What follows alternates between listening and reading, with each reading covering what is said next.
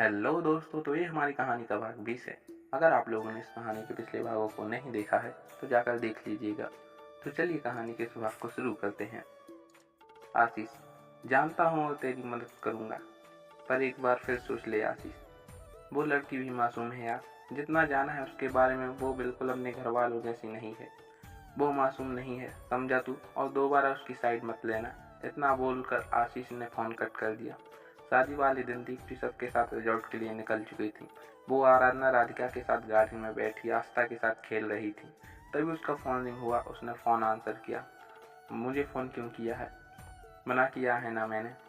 बात करने का मन किया तो कर लिया फ़ोन। वैसे भी आप सिर्फ कहती हैं कि आपको मुझसे बात नहीं करनी, मगर सच ये नहीं है। वरना आप मेरा फ़ोन आंसर करती ही नहीं और नंबर भी ब्लॉक कर सकती हैं आप। साहिल ने कहा। गुड आइडिया, थैंक यू, अभी कर देती हूँ। दीप्ति ने गुस्से से कहा। अरे सुनिए, बहुत ज़रूरी है। अच्छा, आगे से नहीं करूँगा फ़ोन, पर प्लीज़ अभी सुन लीजिए। साहिल ने कहा। ठीक है, बोलिए। मुझे आपसे मिलना है अभी। मुझे पता है आप रिजॉर्ट जा रही हैं, मैं रास्ते में ही हूँ। 2 मिनट के लिए आ जाइए। ऐसे कैसे आ सकती हूँ, मेरा वहाँ होना ज़रूरी है। ज़्यादा टाइम नहीं लूँगा, बस 2 मिनट, प्लीज़ आ जाइए, बहुत ज़रूरी है। ठीक है, बताइए आप कहाँ हैं आप? साहिल बताता है तो दीप्ति फ़ोन कट करके आराधना से बोली। भाभी, मुझे ज़रा कुछ काम है तो मैं रास्ते में उतर जाऊँगी। आप लोग पहुँचिए, मैं पीछे से आती हूँ। हाँ नंदन जी, सब सुन लिया मैंने। वही ना जिसको आंटी ने पसंद किया है? बताइए बताइए, शर्माइए नहीं। आराधना ने उसे छेड़ते हुए कहा। क्या भाभी, आप भी? दीप्ति हल्के से मुस्कुराई। अरे दीप्ति, तो उनको भी बुला लेती, आदर्श ने कहा। नहीं भैया, ज़रूरत नहीं है। ऐसे कैसे ज़रूरत नहीं है? तुम हमारी फैमिली मेम्बर हो, अपनी से कम नहीं हो हमारे लिए। ऐसा करना उन्हें साथ ले दे आना, आदर्श ने कहा तो दीप्ति ने मुस्कुराकर हामी भर दी। थोड़ी देर बाद गाड़ी रुकी तो दीप्ति उतर गई। आस्था भी उसके साथ बाहर आ गई। अरे आस्था, आप कहाँ जा रही हैं? आप मम्मा के साथ जाओ बेटा। नो, मुझे आपके साथ जाना है। फेरी भी पता नहीं कहाँ है, सुबह से मिली ही नहीं, तो मुझे तो आपके साथ ही जाना है, आस्था ने बाल हट से कहा। आस्था बेटा, जिद नहीं करते, चलो मेरे साथ। वो आ जाएगी बाद में, आराधना ने कहा। नहीं, मैं इनके साथ ही जाऊंगी। जब सबके समझाने पर वो नहीं मानती तो दीप्ति उसे अपने साथ ले जाती है। वो साहिल से मिलती है। साहिल आस्था को वहां देख पहले थोड़ा शौक हो जाता है, फिर उसे दुलारते हुए अपनी गोद में उठा लेता है। कहिए क्या काम है आपको, वहां चलकर बात करें? एक कैफे की तरफ इशारा करते हुए बोला। हाँ, आस्था दीप्ति की गोद में आ गई। दीप्ति उसके साथ आगे बढ़ती है। तभी एक गाड़ी उनके पास आकर रुकती है और कुछ लोग दीप्ति को अंदर खींच लेते हैं। संकल्प कुछ समझ पाता तब तक गाड़ी आगे बढ़ गई थी। साहिल उसके पीछे दौड़ता है मगर फिर रुक जाता है। उसके चेहरे पर परेशानी की लकीरें उभर आती हैं। वो आशीष को फोन करता है। काम हो गया? हाँ, पर एक गड़बड़ हो गई। उसके साथ एक छोटी सी बच्ची भी है, शायद रघुवंशियों के घर की है। ये तो और भी अच्छा हुआ, आशीष वो बच्ची है, साहिल ने झुरला कर कहा। रिलैक्स, कुछ नहीं होगा उसे, राक्षस नहीं हूँ मैं, आशीष ने कहा। Please Ashish, please Ashish, make sure उन दोनों को कुछ हार्म नहीं हो ना हो। बहुत बुरा लग रहा है यार, खुद पर गुस्सा आ रहा है। तेरा दर्द, तेरी कसम, सब समझता हूँ, पर यार ये सब गलत है, साहिल ने कहा। तू चिंता मत कर, ये गुनाह तेरे सर नहीं आएगा।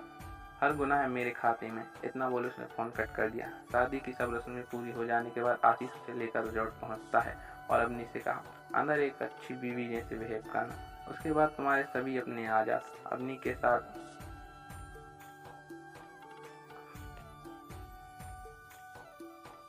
अवनी के पास उसकी बात मानने के अलावा कोई रास्ता नहीं था। आशीष का पागलपन वो पहले ही देख चुकी थी। उसके लिए किसी की जान कोई मायने नहीं रखती। स्पेशली वो दीप्ति और आस्था के साथ रिस्क नहीं लेना चाहती थी, इसलिए चुपचाप उसकी बात मानती रही। गाड़ी आशीष के घर के बाहर रुकती है। आवाज़ सुनकर दरवाजे पर लोग लगते। आशीष ने अवनी से कहा, welcome to the hell Avni Raghuvanshi, और उसके चेहरे पर घूंघट कर दिया। अवनी अपने गुस्से का घूंट पीकर बैठी रही। चलो उतरो, आशीष ने कहा, मगर अवनी ने कोई रिएक्ट नहीं किया। गजब क्रूर है, पर कोई बात नहीं, धीरे धीरे सब टूटेगा। उसने उसकी बाह पकड़कर बाहर निकाला। तभी एक 23 से 24 साल का लड़का आकर आशीष के गले लग गया।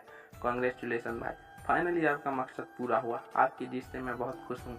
ये सब तेरे बिना नहीं होता। Thank you. आप मुझे थैंक यू बोलेंगे? खैर, इस बारे में बाद में बात करेंगे, पर अभी मुझे मेरी भाभी को देखना है विथ योर परमिशन। वो अवनी का घूंघट उठाने लगा। आशीष ने उसका हाथ पकड़ लिया। रुक जा सैम, अंदर चलकर मिल लेना, सब इंतजार कर रहे हैं। हाँ, और सबसे ज़्यादा तो पापा, जानता हूँ। ओफो, वही खड़े रहोगे क्या अंदर भी आओगे? केशव साक्षी हुई, जाओ लेकर आओ उन दोनों को, कावेरी जी ने कहा। वहीं रुको, हम आ रहे हैं, आशीष ने कहा और अवनी के कंधे पर हाथ रखकर आगे बढ़ गया। अवनी ने वहां से निकलने के बाद उसने कहा, पर सभी लोग रघुवंशी परिवार को छोड़कर चले गए। सत्यम तुरंत राजसेन के पास आकर, क्या था ये, क्या कहकर गया वो? आपने आयु पर गोली चलाई, कैसे? राजसेन जी कुछ नहीं बोलते। जवाब दीजिए राजसेन रघुवंशी, सत्यम चिल्लाकर बोला। अपनी हद में रहकर बात कीजिए सत्यम, राजसेन जी ने कर्कश आवाज में कहा। हद माय फुट, सच क्या है नहीं पता, पर जो भी दिख रहा है वो सच नहीं है। आयु का उस आदमी के साथ कोई संबंध नहीं है, वो झूठ बोल रहा था। और अपनी क्यों चुप थी नहीं पता, पर पता मैं लगा लूंगा। लेकिन इस समय मुझे उससे ज्यादा आप पर गुस्सा आ रहा है। सच कह रहा था वो इंसान नहीं जल्लाद, वो सच कह रहा था वो, आप इंसान नहीं जल्लाद हैं। अपनी ही पोती पर गोली चला दी, लग जाती तो, सत्यम ने कहा। यही तो अफसोस है, लगी क्यों नहीं। जो हमारे परिवार की प्रतिष्ठा पर प्रश्न चिन्ह लगाए, उसे जीने का कोई हक नहीं। दादाजी, आपको होश भी है किसके बारे में बात कर रहे हैं? हमने पहले ही आपसे पूछा था कि वो इंसान कौन है, क्या उसके साथ कोई दुश्मनी है, पर आप लोगों ने हमें कुछ नहीं बताया। मगर आज उसकी बातों से ये साबित हो गया कि हमारा शक सही था। अब पूरी बात आप बताएंगे कि आखिर आपने उसके साथ ऐसा क्या किया जिसका बदला उसने आयु से लिया। राजसेन जी की बात पर अभिजीत चिल्लाया। राजसेन जी कुछ नहीं बोले थे। कुछ नहीं बोलेंगे भाई, हमें आयु के पास चलना चाहिए, सत्यम ने कहा। सत्यम रानी की तरफ देखकर, तुम यहाँ कैसे आई? रानी तो खुद कुछ समझ नहीं पा रही थी। क्या हुआ, कैसे हुआ? मजाक का सिर्फ अवनी की जिंदगी का ही नहीं, उससे ज्यादा रानी की जिंदगी का मजाक बन गया। उसे खोया देख सत्यम फिर से उसकी बाह झकोर कर पूछता है। रानी पूरी बात उन्हें बताती है। सत्यम गुस्से से राजसिंह की तरफ देखता है। अभिजीत, चलो सत्यम, हम आयु को ऐसे उसके साथ नहीं जाने दे सकते, रोकना होगा उसे। ये कोई मजाक चल रहा है क्या? दोनों आगे बढ़ते हैं। कोई कहीं नहीं जाएगा, वो आज के बाद इस परिवार के लिए मर चुकी।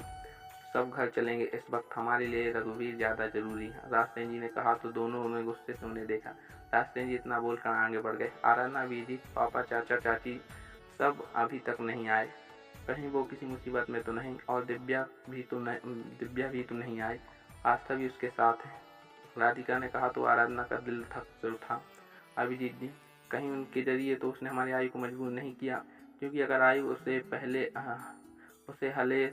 पहले से जानती होती तो मुझे जरूर बताती। अभिजीत, आस्था का पता लगाइए, वो ठीक तो है ना? आराधना घबराई सी बोली। उसकी बात सुनकर सब सोच में पड़ गए। सब एक एक करके सबको फोन लगाने लगे, पर किसी से बात नहीं। सत्यम घर के नंबर पर फोन लगाया, पर वहाँ भी किसी ने फोन नहीं उठाया। अभिजीत, आराधना आप घर जाकर देखिए, और सत्यम तुम दिव्या का पता लगाओ, मैं आयु के पास जाता हूँ। सत्यम, नहीं भाई, आयु के पास मैं जाता हूँ, आप जाकर आस्था का पता लगाइए। सब बाहर निकलते हैं। सत्यम गाड़ी में बैठने लगा। राजसेन जी उसके हाथ पकड़ कर रोकते हैं। कहा ना आप नहीं जाएंगे, घर चलिए। सत्यम ने उन्हें घूर कर देखा और कहा, अपना ये रौब अपने बेटों पर दिखाइए।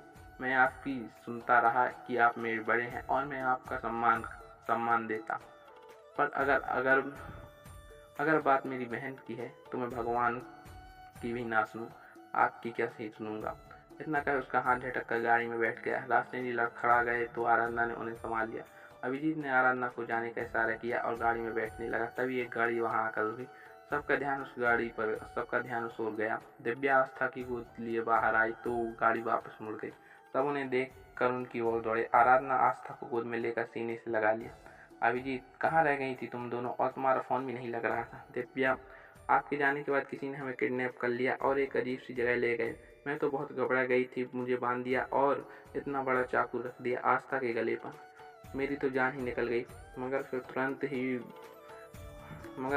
ही वो हमसे माफ़ी मांगने लगे और कहने लगे कि किसी प्ले की रिहर्सल कर रहे थे। हमें उठाया कि थोड़ी रिहर्सल लगे। आस्था के साथ खेलने लगे। ढेर सारी चॉकलेट खिलौने सब लेकर आए थे और थोड़ी देर बाद बड़े तमीज से यहाँ छोड़ भी गए। बड़े अजीब लोग थे, उनकी बात कुछ समझ नहीं आई मुझे। ऐसे कौन रिहर्सल करता है? दिव्या की बात सुन सब हैरत में पड़ गए। सबने आस्था की तरफ देखा। अपने दोनों हाथों में चॉकलेट लिए बड़े आराम से खा रही थी। अभिजीत ने सबको लेकर घर आया। घर में कोई नहीं था, कोई नौकर भी नजर नहीं आ रहा था। तभी उन सब की नजर सजी मंडप पर गई। सब हैरत से एक दूसरे को देख रहे थे। तभी एक कमरे से किशोर जी डॉक्टर के साथ बाहर आए। सब उन्हें देख कर उनकी तरफ गए। उन सबको देखकर किशोर जी की आंख नम हो गई, लेकिन उनकी नज़र राजसेन जी पर पड़ी। उनके चेहरे पर आक्रोश उभर आया। हो गया, बहुत घमंड था ना आपको अपने दिमाग, अपने रुतबे पर। क्या हुआ, मात दे गया ना वो? आप दोनों की हार जीत के इस खेल में मेरी बच्ची बोली चढ़ गई।